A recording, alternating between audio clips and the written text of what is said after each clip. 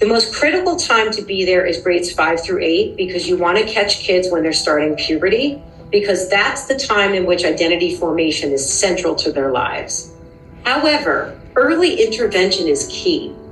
So we actually are designing a kindergarten through grade 2 curriculum this summer. And actually this next year we're going to start in a few elementary schools too. Elementary schools, that's amazing. Yeah, so that's very exciting. Right. But you were able to do elementary, you've done it in the past. Mm-hmm. And of course that's ideal.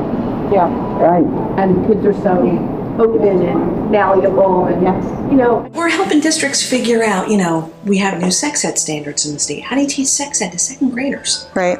What does that look like? That's true. There's actually some really cool ways you can do that. The right wing would have you believe we're grooming second graders. It's ridiculous. And I will tell you, one of the most rewarding experiences, Nikki, we were in a local school system in an elementary school, and we were in grades 3, 4, and 5. And after we were there, 5 students went to the principal's office and came out. So we are really intentionally going into younger and younger grades. Our deep dive investigation into organizations like HiTOPS reveals some startling intentions. These groups aim to influence children at an incredibly young age, sometimes even in kindergarten, often without the awareness or consent of parents. Do you do gender affirmation that young though? I mean, I know there's some kids. Oh yeah, so what we know is that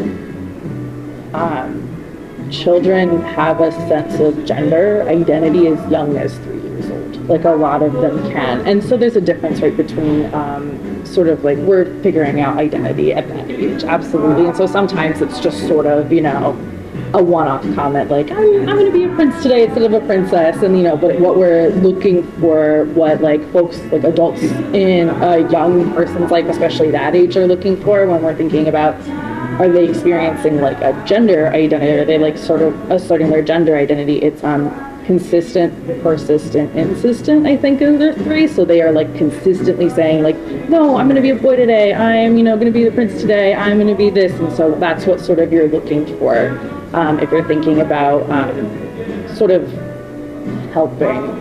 It's essential to understand that groups like HiTOPS aren't typical classroom teachers. They are external organizations, each with its own specific goals and agendas. As they enter a child's school, it's important for parents and the community to be informed about the content they provide and the representatives they send to interact with children. What's deeply concerning is that parents might be unaware of these groups' presence in their child's classroom. When do you start in the schools? With the children. Yeah, with the kids. Well, we've done a little bit with elementary, not a lot. Okay. We'd love to grow that, but that's a little bit of a tougher sell, as you might imagine. Yes. But so is it a first grade, kindergarten? Well, as you might know, there is a mandate for sexual health education in the schools, and it's K through 12. So, we have done very early education, childhood education. The majority of the work we do is with students in middle school. Okay. But you were able to do elementary, you've done it in the past. Mm-hmm. And of course that's ideal. Yeah, right. And kids are so open and malleable, and and like we say, everyone has a sexual identity. Everyone has a gender identity. Everyone, has an expression, and it starts when you're tiny. Mm-hmm. There's nothing but and then we do work with parents. And as I just said, it's course training. And then the other big bucket that we have, the third one, is our LGBTQ plus support program. When you're talking about our programming for the young people who come here for support groups or drop-in, which is has started at 3, right? That's going to be in that age range. And then when we're going into schools to do sexual health classes, workshops, or work with teachers in professional development, again, that's primarily in high school. And then there are a couple of middle schools that we work with as well. And actually this next year we're going to start in a few elementary schools too. Elementary schools, that's amazing. Yeah, so that's very exciting. Right. Like I said, again, with the closet, we have a lot of sexual health products that we're giving to young people for free in New Jersey. But we do have the closet, which is a completely free, gender affirming closet. So you who need clothes that sort of match their identity, but like cannot get them, whether it's just because they can't afford them or they need to be like discreet about getting them, they can come to our closet. They can pull pieces completely for free, and so they can wear, you know, gender affirming clothes. I have a closet. Let me show you this. So, this is free clothing. Wow, We beautiful. just did a formal. We just did a pop-up event with formal wear to get ready for the prom for the kids. So we have extra formal wear. Yeah. But there's all kinds of stuff. There's personal items, binders, packers, you know, stuff for non-binary and trans kids to be comfortable in their bodies. They can come, get stuff for free, try it on, you know, in an affirming space. And we do pop-ups every month for the closet.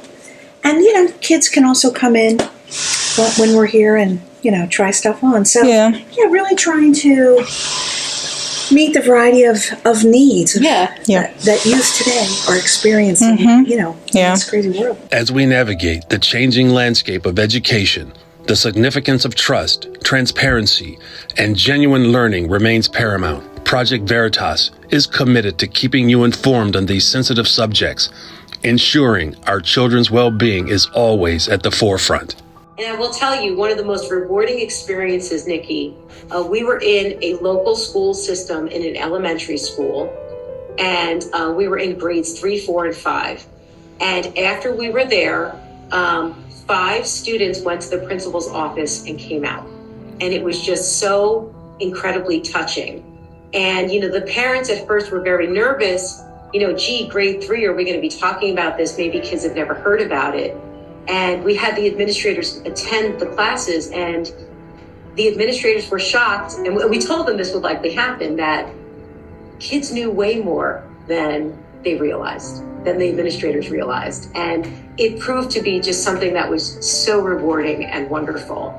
So we are really intentionally going into younger and younger grades.